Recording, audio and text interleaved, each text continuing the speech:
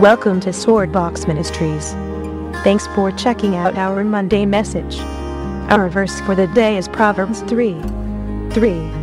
Let not mercy and truth forsake you. Bind them around your neck. Write them on the tablet of your heart.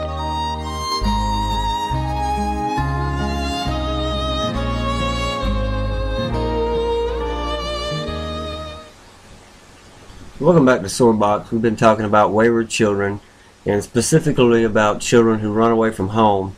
You know, most of us have seen the Karate Kid movies, and we notice the evil karate teacher who, teaches his students to not have any mercy, show no mercy, because it's a sign of weakness. But when it comes to dealing with people, mercy is not a weakness, but it is a very characteristic of our God that we serve. It's a second way that we need to learn to respond to our child when they've run away. Along with truth, we need to make sure that they understand that we offer mercy. They need to know that when they face the truth, when they're willing to come home, that they will receive mercy.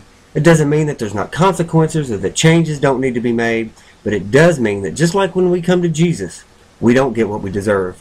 We receive mercy.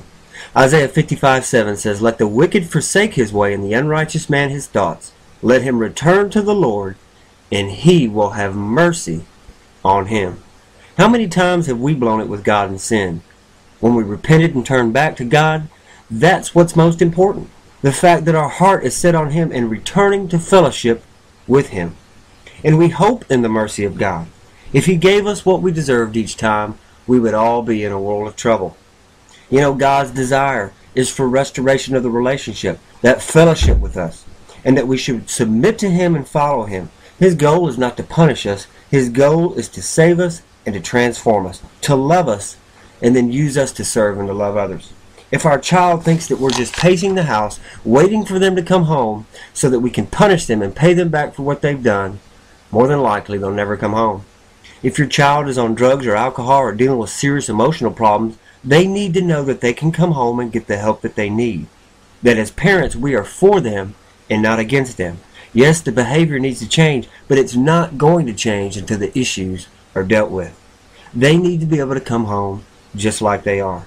Isn't that how we come to Jesus? Just as we are?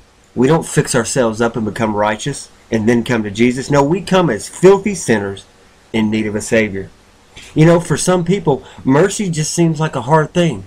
Kind of like the cold scenery that you see around me here, just hard and cold. And that's the way they were treated when they were growing up by their parents. And so that's the only way they know to respond. But James, they want to respond in judgment on everything. But James 2:13 says, mercy triumphs over judgment. Doesn't mean that judgment isn't necessary and judgment isn't good. But mercy triumphs over judgment. Our God is a merciful God. And aren't we glad?